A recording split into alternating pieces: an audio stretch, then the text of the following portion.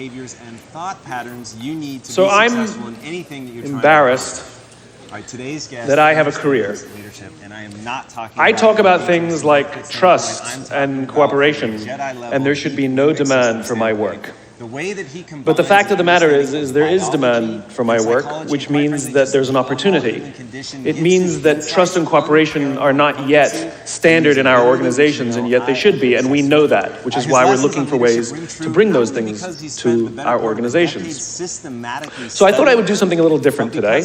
You know, when you're speaking to tens of thousands of people and you have the opportunity to share a message, of course, most rational people would say, let's go with something I've talked about lots of times and I'm really good at, but I'm not normal, so I'm going to do something completely new, and I hope this works out.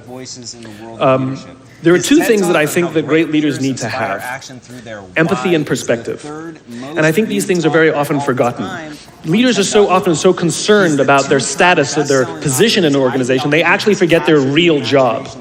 And the real job of a leader is not about being in charge, it's about taking care of those in our charge. And I don't think people realize this, and I don't think people train for this. When we're junior, our only responsibility is to be good at our jobs. That's all we really have to do. And some people actually go get advanced educations so that they can be really good at their jobs, accountants or whatever, right? And you show up and you work hard, and the company will give us tons and tons of training how to do our jobs. They'll show us how to use the software. They'll send us away for a few days to get trained in whatever it is that we're doing for the company. And then they expect us to go be good at our jobs. And that's what we do. We work very hard. And if you're good at your job, they'll promote you. And at some point, you'll get promoted to a position where we're now responsible for the people who do the job we used to do. Thanks for having me. But nobody shows us how to do that. Truly our pleasure. And that's why we get managers and not leaders. Because the reason our managers are micromanaging us is because they actually do know how to do the job better than us. That's what got them promoted.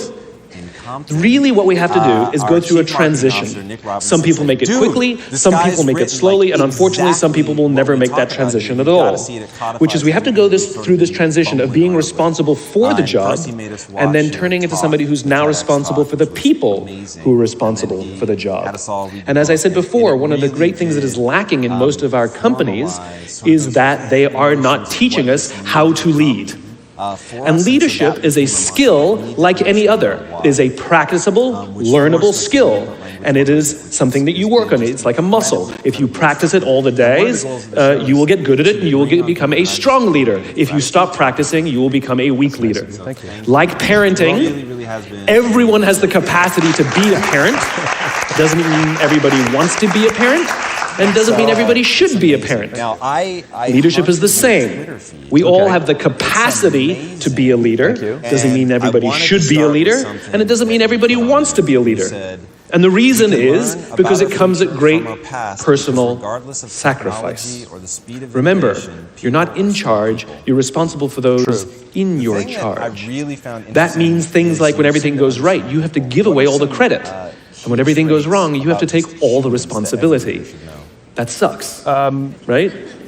Well, I think one of the things like staying late to show somebody what to do. It's things like when something does actually break, when something goes wrong, instead of yelling and screaming and taking over, you say, try again. When the overwhelming pressures are not on them, the overwhelming pressures are on us. At the end of the day, great leaders are not responsible for the job. They're responsible for the people